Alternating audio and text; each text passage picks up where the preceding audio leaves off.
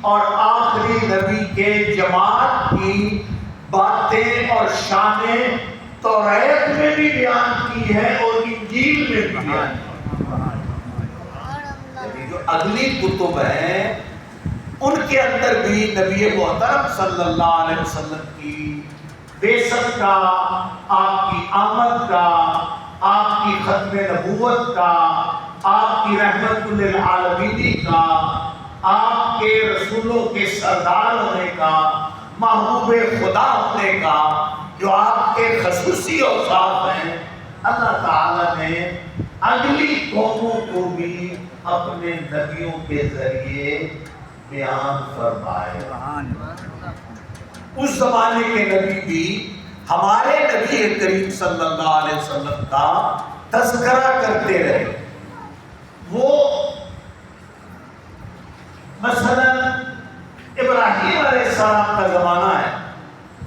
خدا کے پیغمبر ہیں، خلیل اللہ لقب ہے،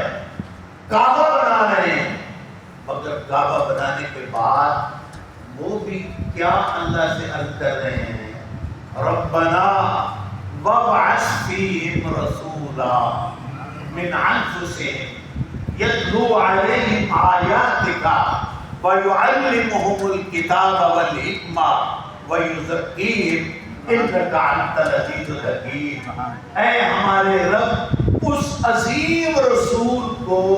انہی میں سے اور ان لوگوں میں، انہی میں سے اس شہر میں اس ہستی کو جلوہ گر فرما، تاکہ وہ تیری آیات کی تلاوت فرمائے اور اپنے اخلاق سے اور تیری دی ہوئی تعلیمات سے ان کے عقائد کو، ان کے نظریات کو، ان کے ظاہر و باطن کو پاک فرمائے۔ وَيُزَكِّيهِمْ وَيُعَلِّمُهُمُ الْكِتَابَ وَالْحِکْمَةَ، اور انہیں کتاب اور حکمت کی تعلیم دیں، یعنی قرآن کی تعلیم اور اپنے اخلاق کی تعلیم، نبی پاک کی حکمت کی، حدیث پاک کی تعلیم ان کو دیں۔ انک انت العزیز الحکیم، تو بڑی غالب حکمت والا ہے۔ خلاصہ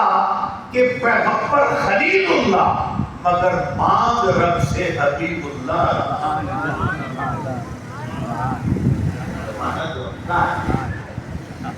مگر وہ اللہ کے نبی حضرت محمد رسول اللہ